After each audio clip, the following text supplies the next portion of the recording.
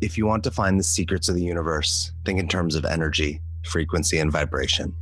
The day science begins to study non-physical phenomena, it will make more progress in 1 decade than in all the previous centuries of its existence. Nikola Tesla. Welcome to the Frequency Shifter Show. I'm your host, Corene Summers, founder of Artisan Farmacy. In this show, we explore ways to raise the frequency of ourselves, one another, and our planet. We're digging deep into all things metaphysical, from what is frequency to the power of sound, the Schumann resonance, our DNA, Reiki, the energy of water, and beyond. All to shift our minds and bodies back into alignment with richer states of connection, elevated awareness, and maximum human potential. And we're bringing on the global experts and thought leaders to share their wisdom as they let us pick their brains around all these juicy, mysterious topics. First of all, I don't know who Ricky is, and metaphysical, Schumann's Renaissance.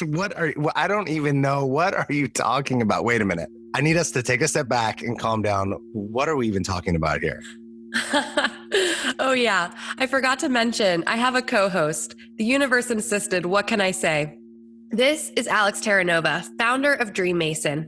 He's sort of a newbie to some of this frequency stuff, and he's going to help keep everything balanced, grounded, and relatable. So this show isn't just for the experts to nerd out on all things metaphysical, but it's an open, welcome space for everyone to explore the mysteries of the universe and raise our frequencies together. Hi, everyone. Welcome back to the Frequency Shifter Show. Today, we have with us Rachel Te Wano, who is a womb shaman. Amazing to learn about that. And a soul healer, the founder of the Sovereign Path DNA Key Weavers training. But Alex actually did a one-on-one session with her after we had recorded this episode. And it was just mind-blowing. So, Alex, why don't you tell us a little bit about that and why everyone should listen to this episode and probably book their own session with amazing Rachel. So I booked a session with her right because of this episode. Who she was being, how she showed up, the wisdom that she brought, she channeled for us right on the episode. I think that was one of the coolest things. She has these sound bowls, which are actually created into chalices, and she did sound work with us. And on the podcast, I froze. I was stuck in place because of what we were doing.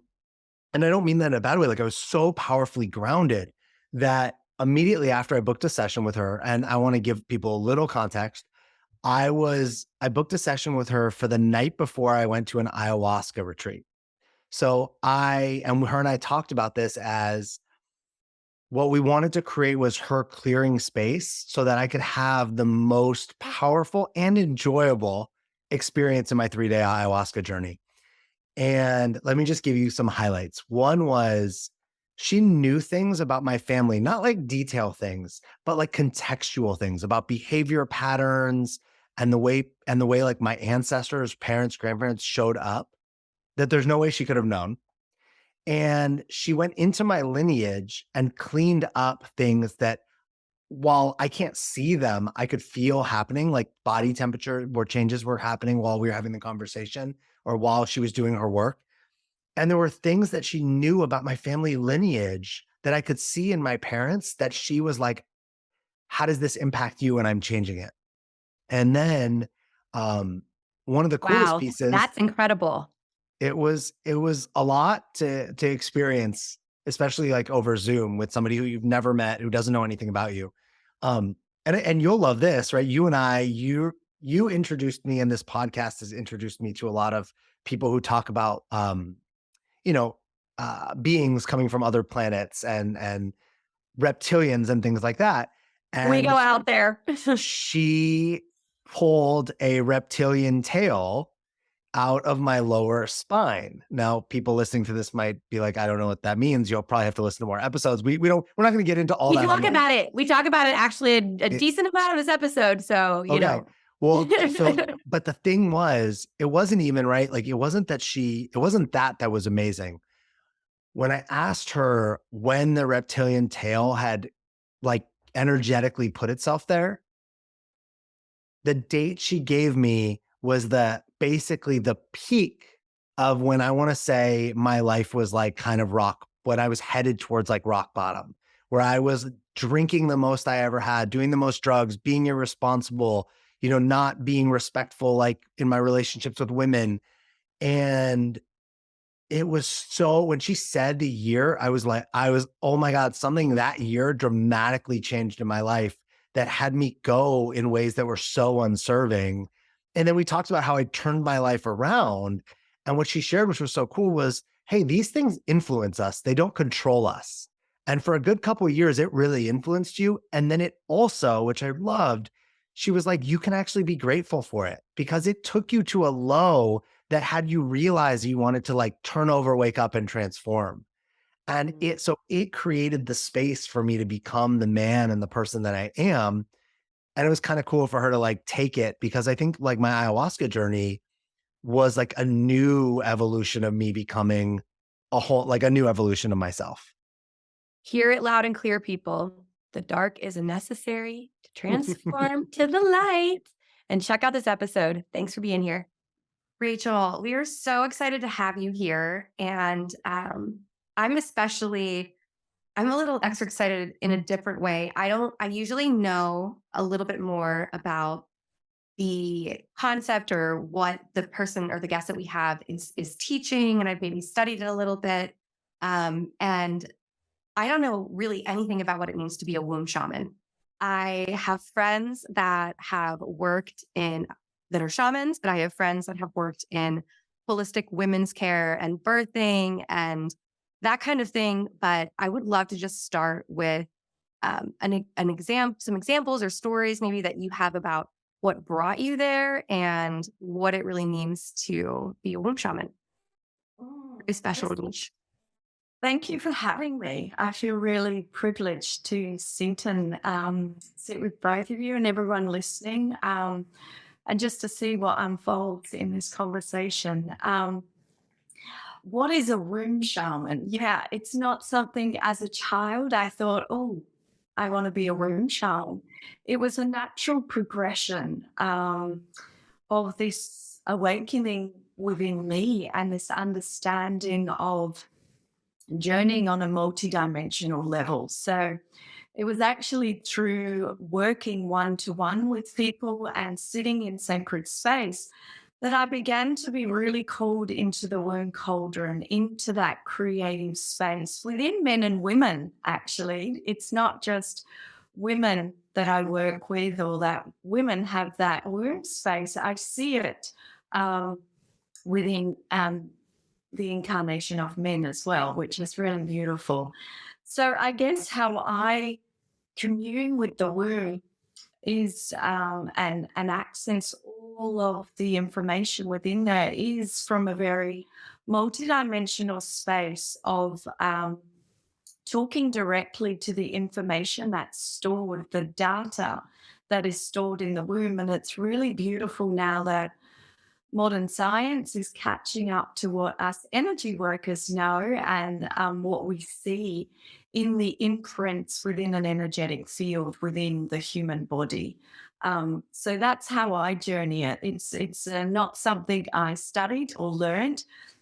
It was a remembrance that I had to piece together to understand the complexities of the womb and all that's held within it.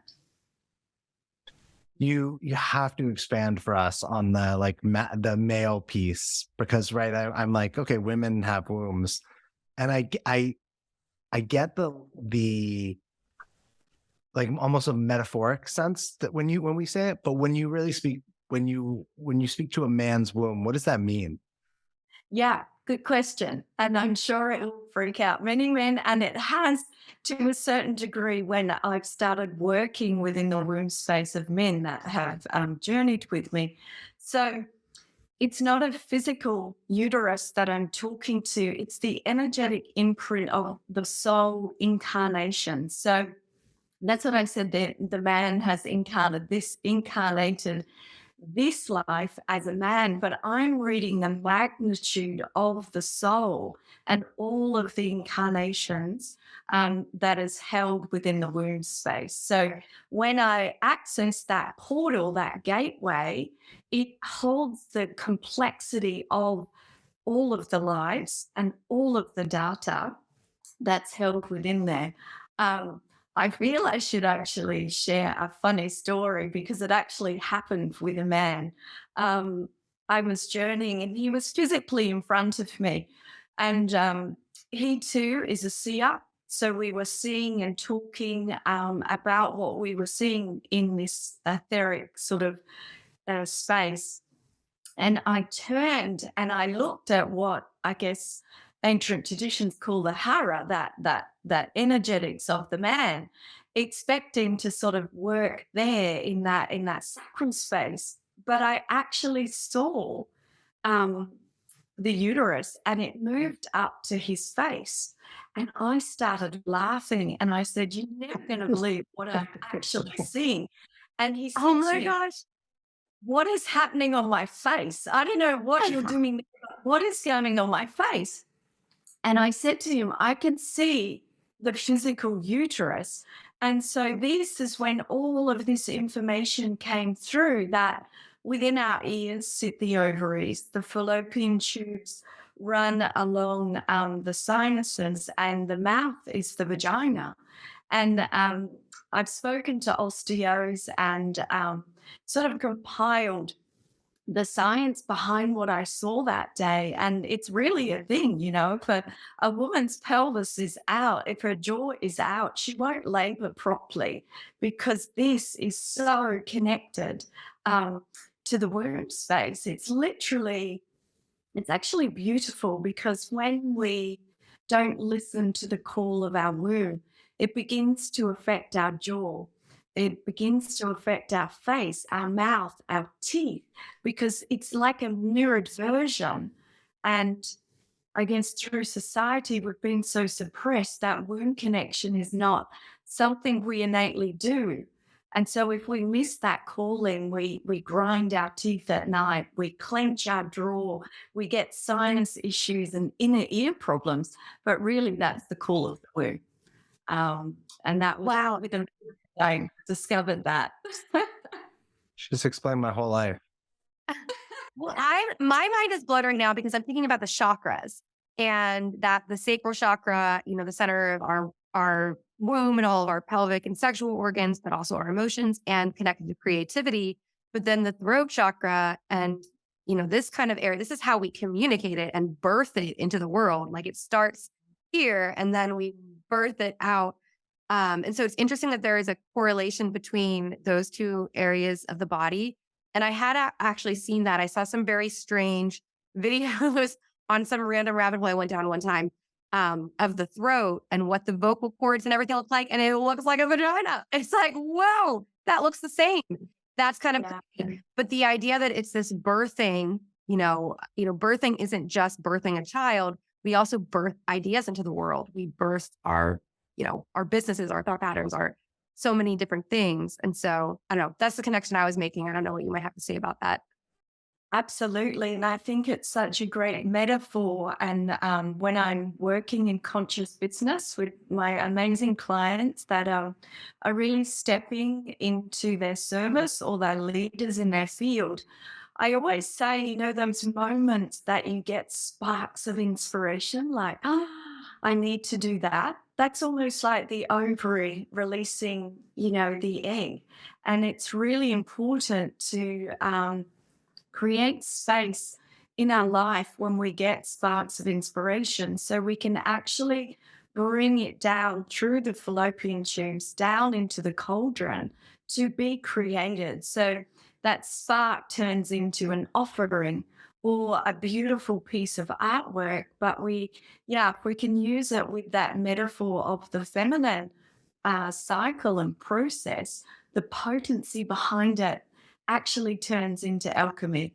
And when that is birthed into the world, the energy behind that is the emanation of that journey, of that layering from that spark of creation. Mm. Very connected. That was beautiful.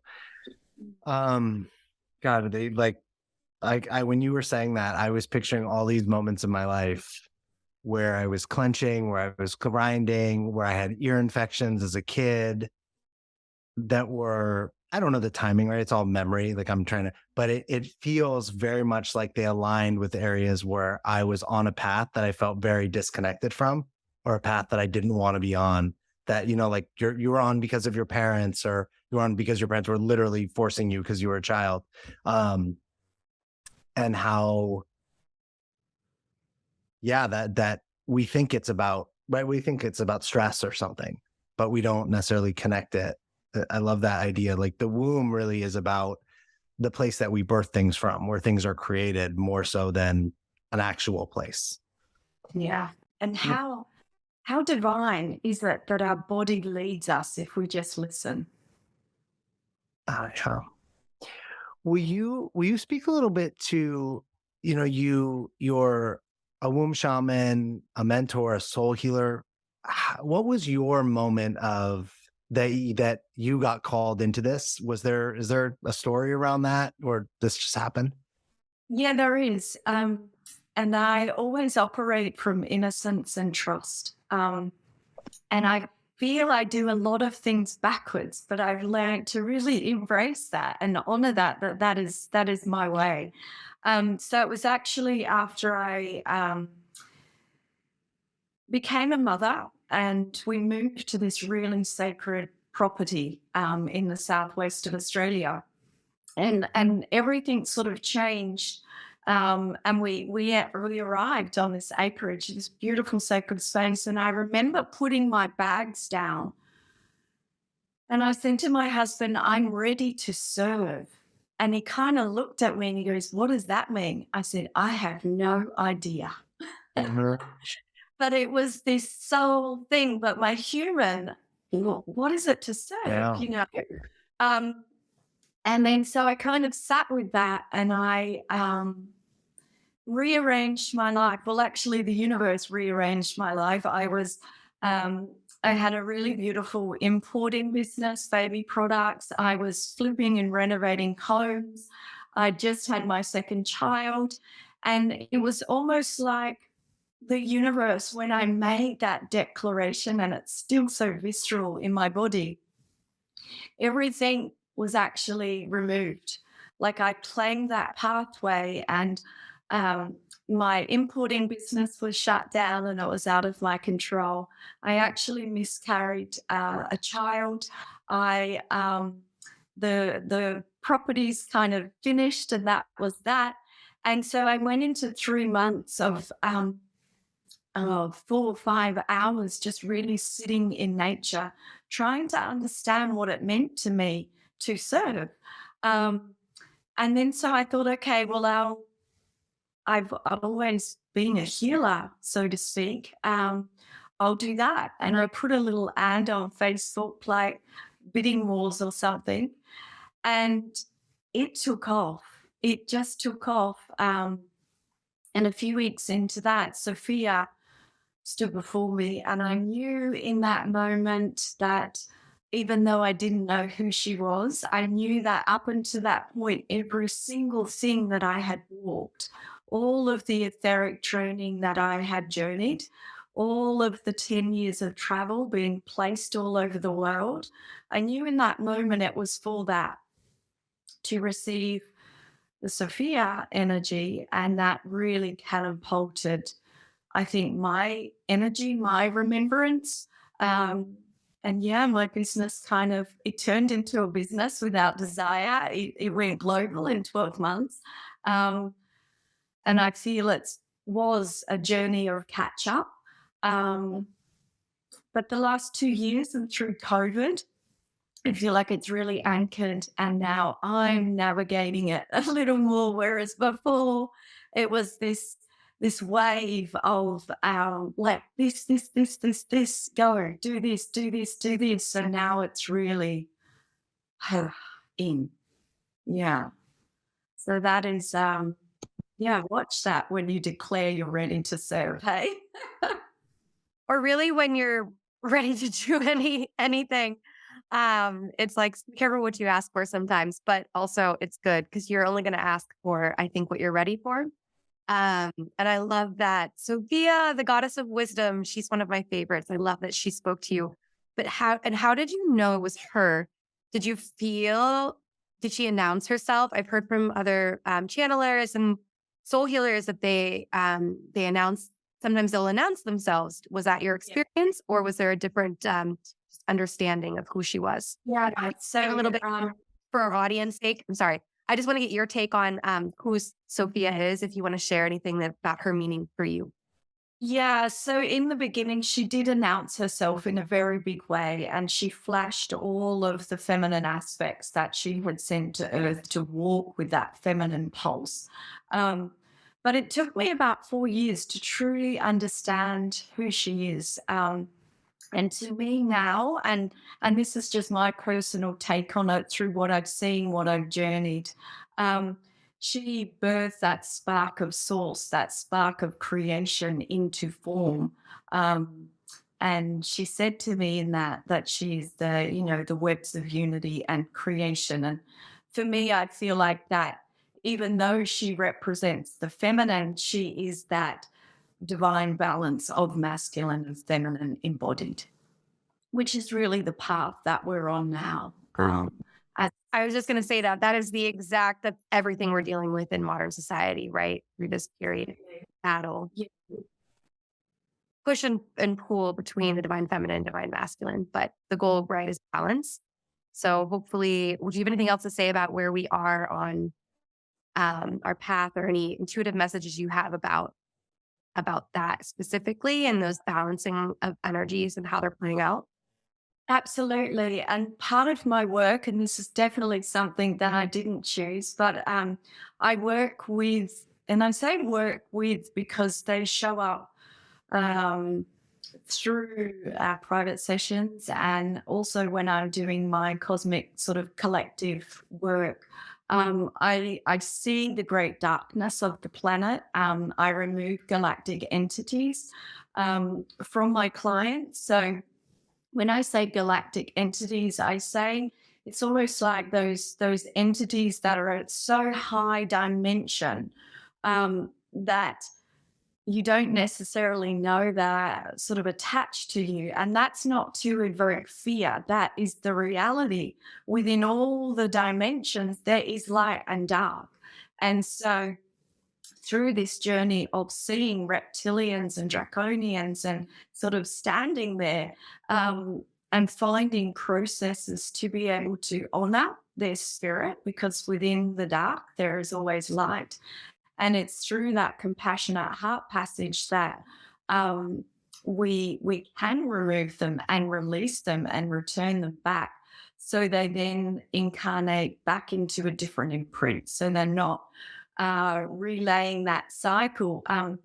When I release them from my client, I can actually ask them if they do want to release that coding of that reptilian. So really it's a program, it's a data that they've incarnated into. And when you work the Akashic records, just like with a human, you can work with a reptilian.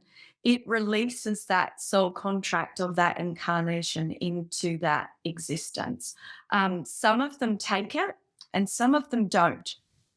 But recently, more of them have been. So for me, sitting back and seeing that on a collective field, like some of this, what we perceive as darkness, because we know that really we can see through the shadow and there is light within it, is choosing a different path. So to me, I have high hope for humanity. I feel like whenever anything comes that's perceived darkness, there is also that opportunity to see beyond it. And I'm not talking through delusion and illusion. I'm talking about calling it right to the forefront and looking it square in the eyes and loving it anyway. Yeah. You're speaking to I think I want to have you explain something really quick, but I saw something yesterday that this is like really reminding me of. We think of storms as things that destroy, but they're also things that clear a path. And I thought that was a really powerful, right, visual that most of us can relate to. And I hear a lot of that in what you're saying, like the opportunity of the both and. Will you speak a little bit? Sorry, what were you going to say? No, yeah, absolutely. And it will show up. I mean, because I'm so cosmic and high dimensional, I see it through that vision for me, because that's my work. But it shows up in everyone's life so differently and essential for their learning. So, yeah, a storm, a breakup in a relationship, a demise of a business. But yes, it's how you perceive it and whether you hold those processes or look for those processes to move through it, to find the gold within it, to find that opportunity. Because I think we can all reflect on times we learn the most from the challenges in our life. Yeah. We find our strength, we find that fire. So it's how we perceive things, I think, as well. And also having the tools to be able to navigate them.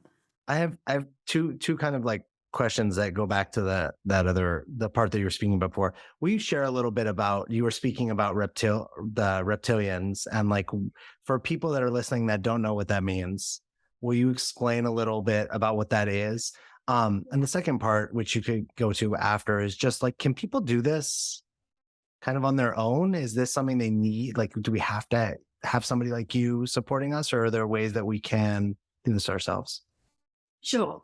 I believe we have it all within us, but that is a pathway of receiving tools, so then you can actually stand in the truth and the power that you are. And when you know that vibration and how to work with the heart, with your heart's energy, yeah, nothing can attach to you.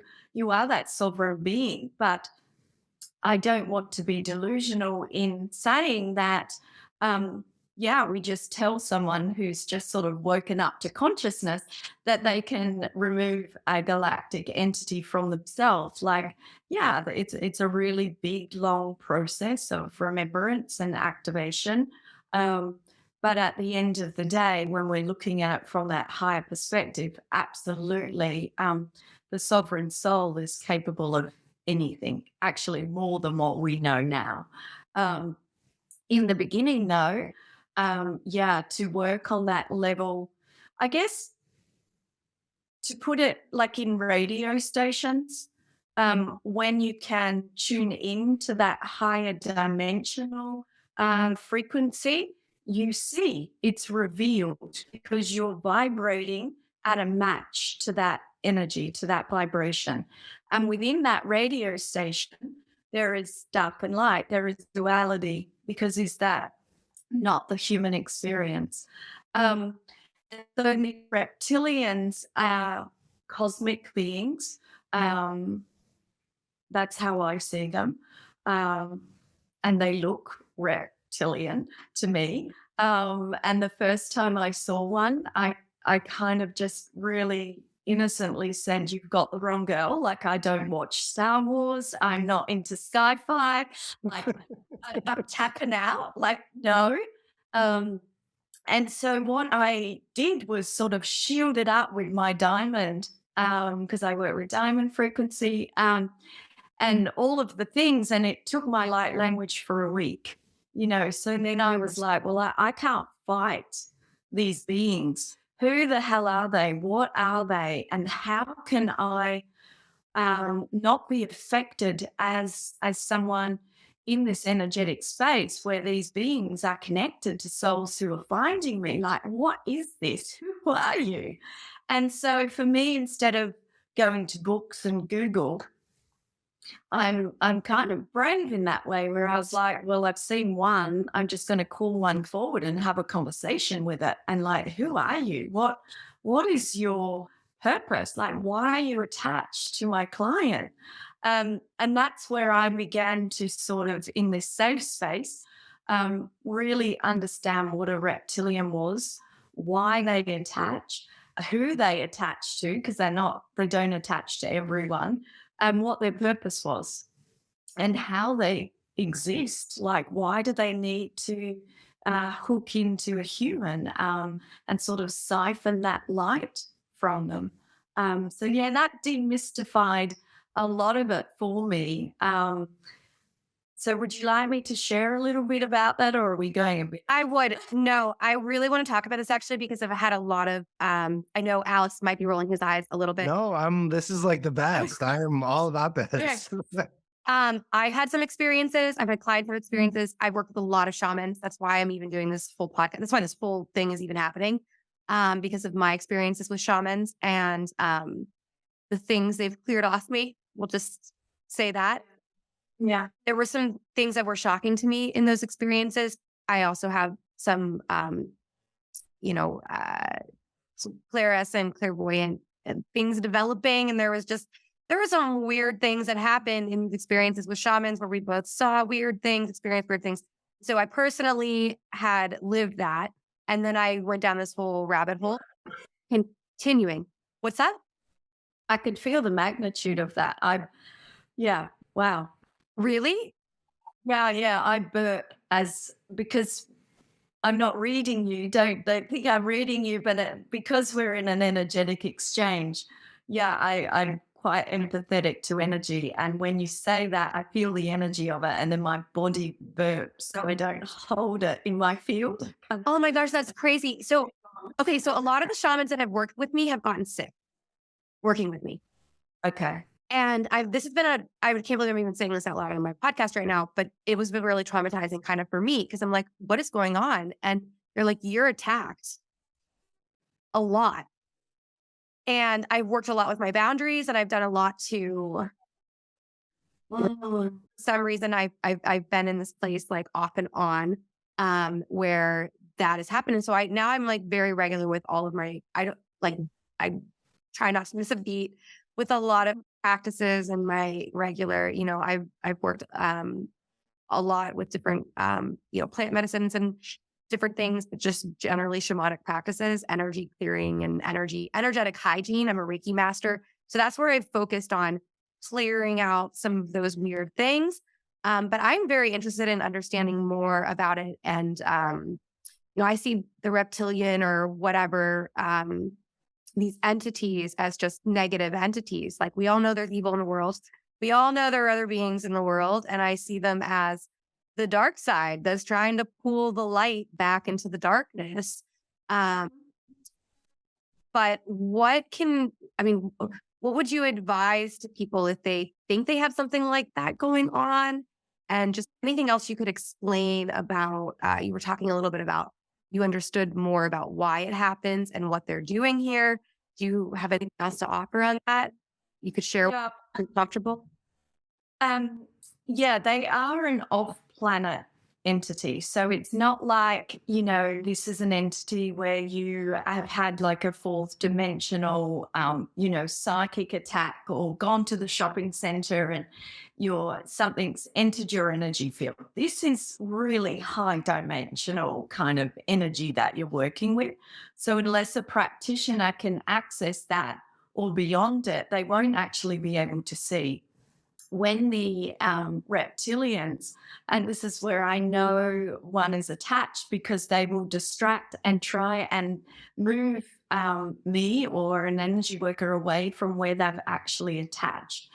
So finding them is, and it's I don't want to appear like better than, but it's just an energetic thing. It's like, if you can read that energy, well, I believe you can release it. But yeah, it's almost like when I was doing Reiki, I wasn't seeing those entities. It was when I had, held a different vibration because it opens different doors. Does that make sense? I hope that makes sense. Yeah. But it's saying that, yes, they are the darkness, and they manipulate and they show up in our human life. Like, when you're walking a path and you're like, I am on this, like everything is good. And then smack, you get thrown off course, and then you pick yourself up, you keep on walking, and then you get distracted.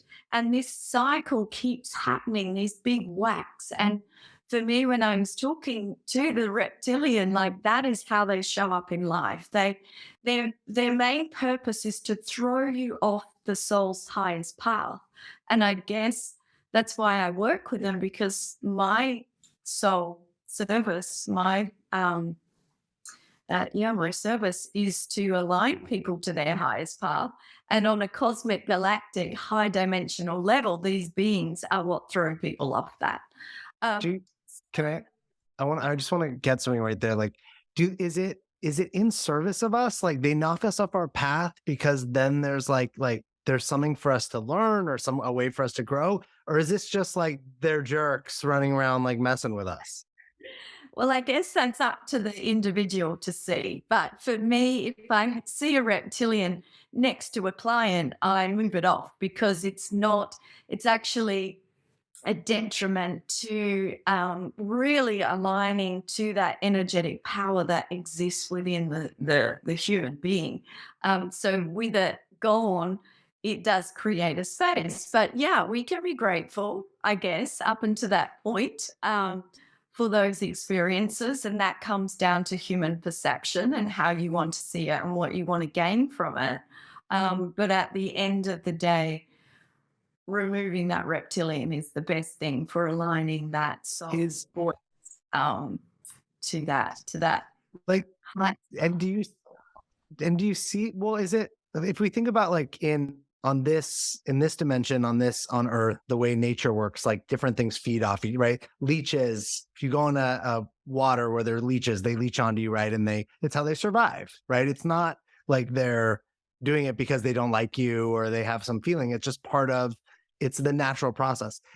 Do you see it with reptilians? Is it the same? Is it like cosmically the same way? Or are these kind of just these rogue beings who are like, they just enjoy this process of messing with other beings? I absolutely love that analogy, and I'm going to sit with that later, because it is, going back to that duality and polarity is that great human lesson, hey? And we see it mirrored in nature, and nature is our greatest teacher, I believe. So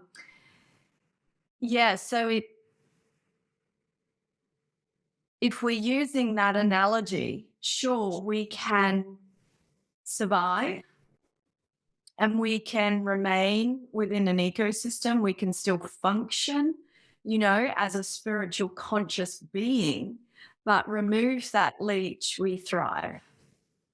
The plant thrives and goes to another levels of its growth, and same with the human consciousness. And I don't want to forget. And so I want to speak to this experience, so I guess the listeners can understand another level of these beings, because it's with the draconians and with the reptilians that I've seen this other side. And it really, when I ask permission to remove them, it's a real honoring. I would never force something. I work within universal law. But sometimes when I ask these beings to remove from my client, and I'm a bit kick-ass, like I have the tools behind me to do it, but they weep. They go into despair. They show this sadness, because you think about it, some of these reptilians have been attached and imprinted as when my clients were children. So they have grown with this human. Yeah, they don't know another life form. For a reptilian, we are the source. The human, because it feeds. It's like a parasite, is how I them. It's like like they're a parasite. An energetic, that. Well, I know I was very low vibe before I went down this path. And that's why I had to have so much stuff cleared off of me, because I feel like I was just a magnet for it and easy host or whatever, like we talk about these things. We talk about even vampires and whatever, and all the, whatever. And it's like, I think the real version of that is this relationships and energies, or the real life. Yeah. Yeah. So, how do you know, or what do you see when you are having an experience? You're doing a clearing or a healing for somebody, and you're saying you see this entity. First, you know it's there, you know you can detach it, you see it weep, you know it's attached. Do you actually see this, or is it a knowing? Are they thoughts or messages? How is it, how does that, I guess, transpire for you? I'm a seer, so it is like as real as this for me. And when I'm working, I can have my feet in many, many dimensions all at once. So I'm seeing different like videos playing out, and I'm talking to the highest aspect of the person or the group that I'm working with to then understand what video I need to watch and journey to release for the highest good of them. So I see it like I'm seeing you. It is so real. Yeah, for me, like doing it, you may see me look to the side, but I'm still fully here. I'm fully me. I'm anchored in my humanness, but my consciousness has many aspects, like we all do. And it's reading data from there. You know, when you have deja vu, it's like that on steroids. And I just learned as a child how to navigate that. Yeah, that's the best way I could say it. And as I've matured into it and I've practiced it, yeah, I can pull from many, many different It's realms. just so interesting. So do you, I have that, when you're just operating in life, do you see these entities when you're like, you're playing with your children, you're hanging out with your husband? Are you just, is I work with universal law, so I sense energy. Whether I read it is something totally different. So Mhm. even with my family, I only will have a session with them if they ask me, because Mhm. it's not for me to ever overstep to someone who's not in that sacred space and who has stepped in willingly. Um, I may sense it or feel it, and I think people do, you know, when you can walk past someone and get, you know, that feeling. I get that, but it's not my role to overstep and break universal law. Yeah, I would never like go up to someone in the street and say, "Oh, by the way, you have a galactic entity." No, It would make an amazing TikTok if you did though. I know. I've done it in a group setting before, but everyone came in willingly and were all willing for me to read them in one space. So that is how I work. I'm also very grounded and rooted and human. But yeah, when I step into session, all doors are open. Yeah. Actually, that's probably one of the most fascinating things to me about all the shamans that I know is like, like just completely, you know, like just you wouldn't know that that person had such depth, or I don't even know the right words to use right now, and I don't want to use the wrong one. Have access to everything. Huh?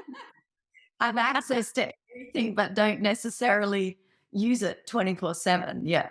I don't know. You just like, I don't know. For some reason, I've never expected it. I'm like, oh, they're just like, hey, we're just like chatting, hanging out. And then all of a sudden they're this like powerful, like calling in all of this, like, and like just so high vibrationally aligned, and like calling in all of these energetic tools. And I'm blown away. So I do believe you can totally, you can, I get it that you can work in both those worlds and decide when you're going to turn it on and when you're going to turn it off. Uh, Yeah.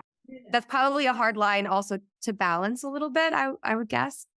Yeah, and let's speak to this because I see in the collective field this ability. 2020, actually, March 2020, the new Earth Star Chakra turned on for the planet. So that was like almost like Mother Earth, especially for really cosmic souls, star seeds. You may have, identified with that word.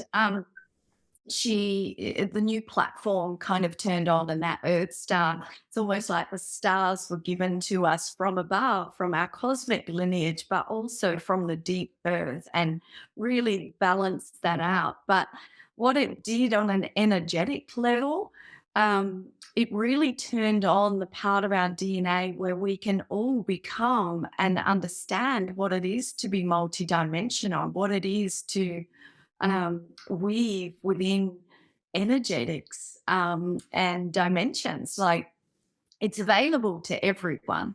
I really believe that. Like, I think there was this really big shift. And so I think people, could you actually talk a little bit about the dimensions there, though, for a second? Because I think people also misunderstand, or they think that to shift dimensions or time frames that you have to actually physically be gone from here, like you disappear, like it's the rapture and you're like somewhere else. Could you just touch a little bit on the truth of that?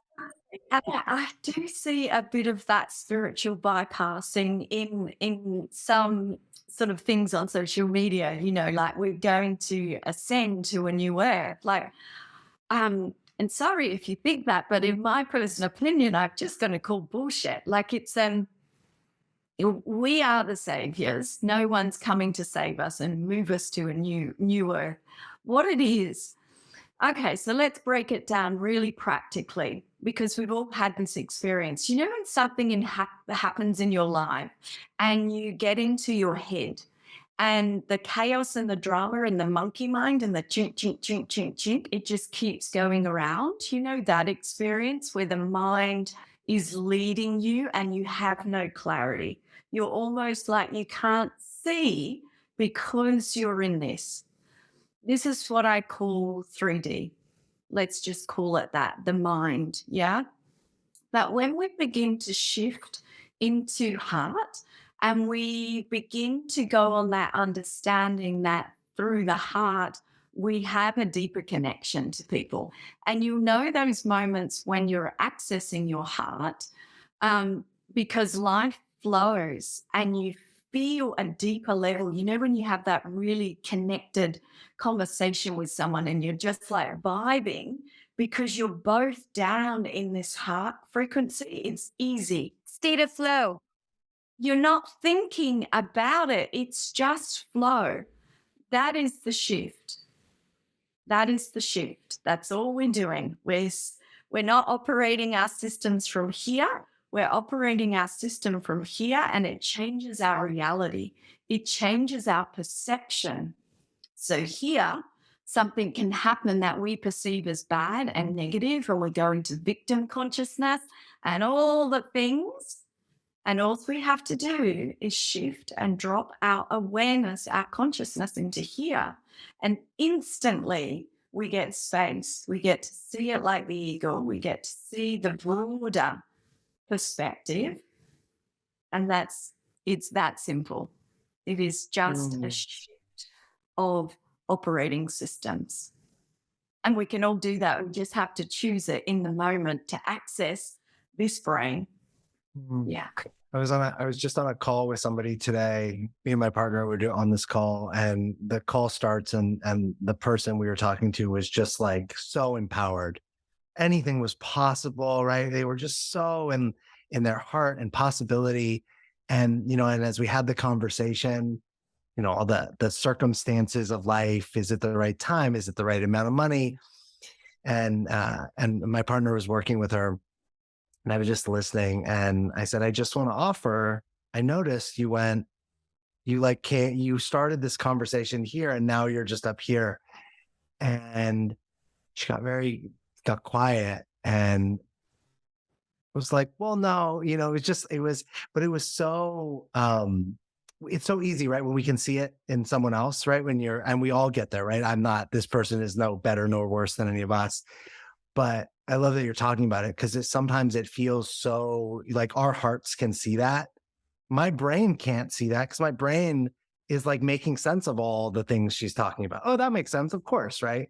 But your heart sees like that possibility, the infinite space, or what someone's actually capable of, or who they actually are. Yeah. sees the truth. And I love that you got to witness it in someone else, because when we can see that shift, see their energy moving, we can then easily see it in ourselves.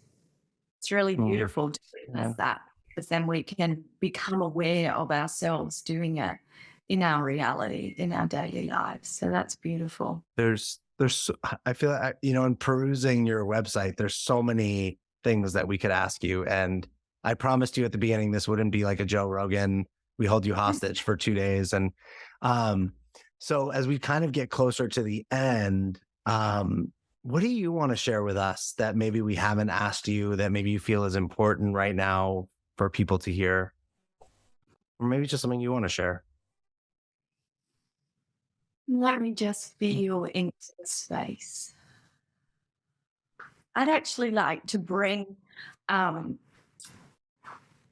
let's bring it into the heart, and let's just feel together, and then see what comes through. How do you feel about that? Yeah, let's just Sounds do good. it. Yeah. I'm already there. Okay. So I would just like to start with a little light language blessing. Light language goes beyond the human, and it begins to allow our hearts, our souls to commune on a level beyond the human experience. Kuana. Kuana te sha. Iana, Iana, Iana te shan. Nakwedea. Nakwedea nakwedea. Shanda, shana, shana.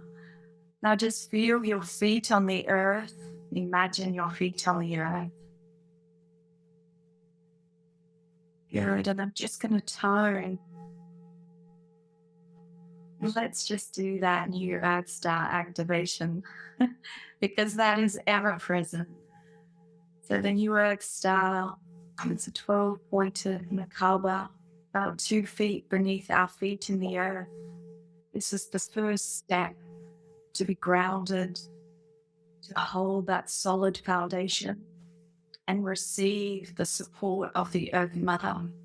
So as I tone, I just ask to imagine, feel, see, or sense that star beneath your feet, deep in the earth, in the soil.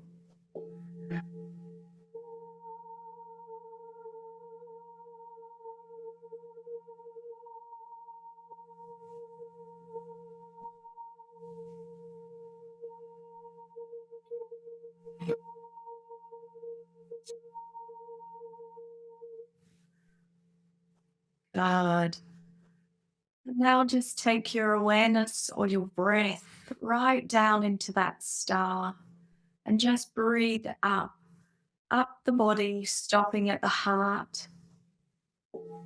We stop at the heart not to overstimulate the mind. You may feel, be open to in this moment, this crystallix, this is the new energy. Feels like sparkles coming up the body.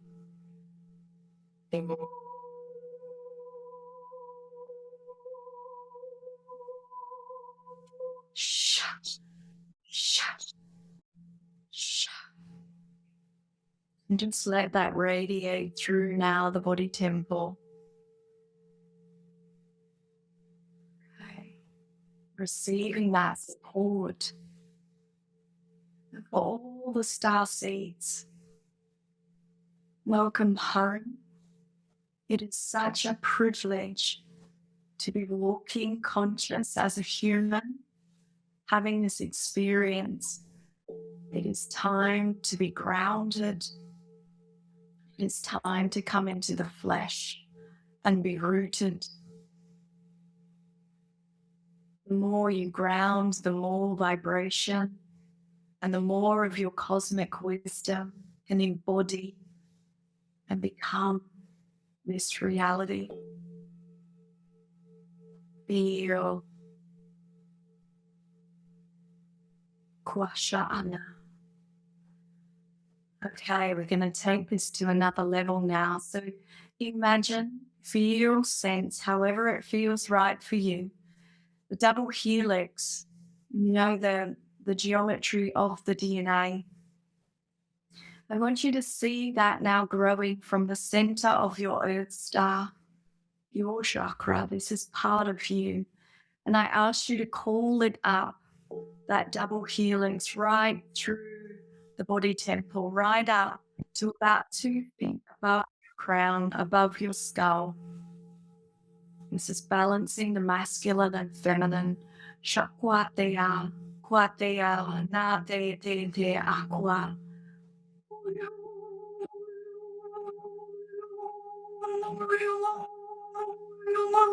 You may feel this kind of lock in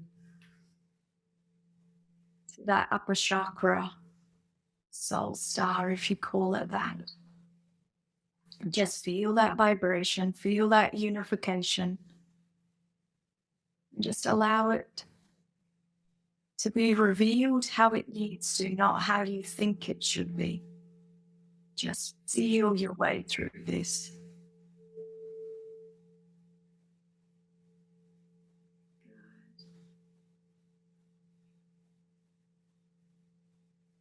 Be now coming into the sacred heart. We're going to imagine the torus field, but it's coming from the back of the heart. So you can imagine a light now at the back of your heart. And that light is growing through the front of your physical body. It's going out the front, right out as far as it needs to go into your energy field. And then it forms 2 balanced circles coming right around you, right around your energy field and back through the heart. Then you can take your awareness and ride that torus field if you like. I'm holding you, you are safe. And if the energy grows too quickly, just go back to grounding, back to the earth star, stabilize, and then come back to the heart, to that torus field.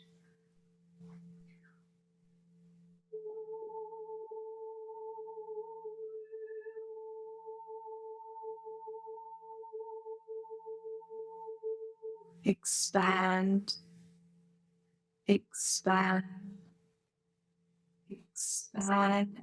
Feel the radiance of your heart. Kuashana, dea kuara atea. Diana sia dea kuana atea sha. Ekuana terana sia dea aquasha. Dea sha ana. Kuana atea. Good. And now holding that frequency, remembering that feeling of what it is to be rooted and grounded, to be balanced and unified within yourself, and then to be expanded through your heart frequency, through your energetics. And hold that frequency and then open your eyes and look at me, feel me as I hold you now. Fully present in the body, but remembering and connecting all at the same time to that expansive field of your heart. Feel that? Access that with your eyes open. That is what it is to be multidimensional. To be fully present, yet fully aware of your energetics all at the one time. And when you master that, that is when you fully understand that you are the creator of your reality.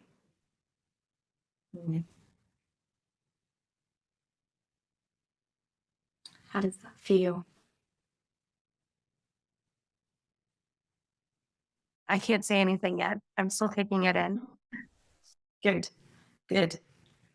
I love that. I love. Thank you so much for sharing that. That was mind blowing and just so beautiful and so valuable. Thank you for giving us that little end gift. I wasn't expecting that. No, I wasn't expecting. I'm so glad that we got to do that. I'm like, why didn't we start this with this? We should have done this whole time. This is amazing. To be grounded is the first step. So it kind of makes sense that we would begin there. And so the embodiment piece, the practice piece to fully understand the magnitude of what you just received. And this is a whole thing, the Earth Star. But when you wake in the morning and get out of bed, to do this for 30 days will really change your energetics and your understanding of your energetics. And this dissolves anxiety. It's worked for hundreds and hundreds of people around the world. So I really invite, if you feel drawn, if it feels aligned to you, but get out of bed in the morning, and as soon as your feet hit the ground, you can be walking to get your coffee and be doing this at the same time. I'm not asking for an hour of your time. Do it at the same time as you're brushing your teeth or at the set of lights. But feel your feet on the earth, connect out to the Earth Star. I'm actually going to show you the Star Makala because there's a nice visual. Beautiful. This video, yeah. Growing those arms as far and as wide as you need to stabilize and to ground. What that does is, on an energetic level, take all the energy out of your head, and it turns off the monkey mind, and it drops you into the physical. It roots you, so you have the solid foundation to hold a higher frequency. So do that. Don't worry in the beginning about the double helix and the torus field. Just do the star. And then from that, breathe up from the soil, from the earth, and stop at the heart. Breathe back down the body. So as you exhale into the earth. And just do that 3 times throughout your day, like 3 breaths, maybe 3 times a day. I guarantee you the ball of anxiety will be gone from the chest and the monkey mind would have dissolved. That's a guarantee. Yeah, this Perfect. is a really great gift to humanity. Beautiful. I'm so glad you incorporated the Earth Star and the Soul Star too. And that was so many levels of divine. Thank you for sharing that practice. And for sharing the chalice. Yes. Kind of the teapot and your voice. I had to open my eyes at one point because I was like, is that really her voice? That isn't like, it gave me complete, like a body high. It was beautiful. Thank you. Sometimes Zoom can't pick it up, but the frequency comes through. Even if the sound drops out, that vibration is still communing with the audience here. It's like when I say body high, it's like you like lift off the ground. It feels like you're floating. Like I feel that way in Reiki a lot, and in sound healings, like you become, like you said, multidimensional. That's sort of how I feel. Like you transcend time and space. Absolutely, and sound is a bridge. Yeah. Thank you for sharing that with us. Thank you. I'll just say, I don't know that I've ever felt more solid. Yeah. Like at one point I was like, I feel like I'm wood. Like my whole body is just like, and at one point I like actually, usually when I meditate or when I'm doing sound healings, I'm like very like, I feel like I get very uncomfortable. I feel like I have to move. I have to like, I can't, my body takes me in and out. And in that I actually couldn't move. I was like stuck, which at moments I got aware of. I was like, I feel like I can't move. And there was this like, that's odd. Like, and then I just like leaned into it and was like, it's okay. Like, it kind of feels nice to actually feel like so still and so solid in your body. So what will that deliver in your daily reality? That's the key. Hey, how can you honor that stillness and that steadiness within you, and what becomes from that? It's the exciting thing now that you get to discover. Thank you. Where We should. where can people find you? Yeah, so Or should they, and if they want to book a session with you and have a personal, soul healing experience, what would that, what would it look like? How would they reach out to you and all of that good stuff? yeah, my website, everything is on there, racheltewano.com. Also on social media, Instagram, racheltewano.am, and on Facebook, Rachel Te Wano. So I do a lot of videos and insights. I have the Golden Rose Temple, where's my meditations, activations, initiations, all in one spot. I do mentoring, and I also have the DNA key, which is the highest code on the planet. And that evolved with the code jab, actually. All of that revealing of that AI frequency. And then the DNA key came into access. And through that journey of understanding it, I now train, I call them weavers. We're not practitioners. That's a bit hierarchy for me. So we are weavers. So that's an internationally certified weaver training that I now offer, because the DNA key, it's beyond. Well, and isn't weaver, and it's a traditional term, no?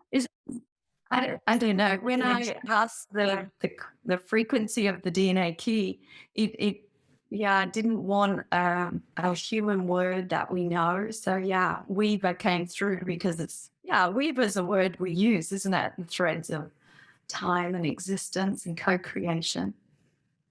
I can't remember where it came from, but I thought I had read that somewhere in some more like an alchemist like sense of word and like spiritual people. So it makes perfect sense. It makes perfect sense to me that way, but I wish I could remember where that came from. But very, very all right. So many things, and I always say it's a feeling. So private sessions, very intimate. We work the Akashic records, we do sound, and I'm led by the highest aspect of that person. And then, there's sort of group offerings, and we go as fast and as deep as one needs. Is it usually one session? Is it individual, or is it a series? That's again the person. One session, but what we achieve in one session is at such quantum speed, so we can, clear and heal ancestral lineage, trauma, past life, remove galactic entities. In an hour, we get a lot done. So most people see the results from that, and then they want to continue, but that's very personal. But there's no prerequisite. It's always led by the heart. Well, I really want people to go to your website because, as I said, there's so much there, right? You could just spend time. There's just so much information. There's so much about you. You really get a sense of who you are and what you're up to.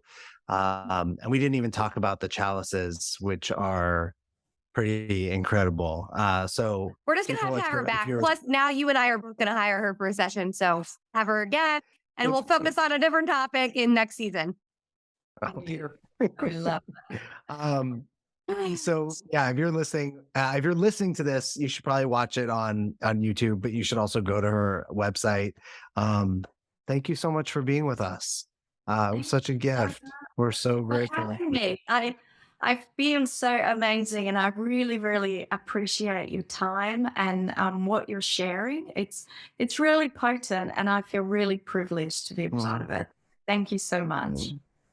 Thank you. Co-creation with the universe. That's what just happened. Thank you for being a part of it. And thank you, Frequency Shifters, for being here. Rachel, you're amazing. And everyone, we will see you in the next episode. Thanks for listening to another episode of the Frequency Shifters. We really hope that you got some value, you learned something, and that there's something from this episode that you can take away and use in your life. Who are you thinking of right now that needs to hear this episode? Please share it with them. Share this on social media, subscribe and like and leave a comment. And please, if you have a comment or an idea or something that you want us to talk about or investigate, leave it online and we will go into those and bring you that information. Please like, share, and subscribe, and we will see you next time.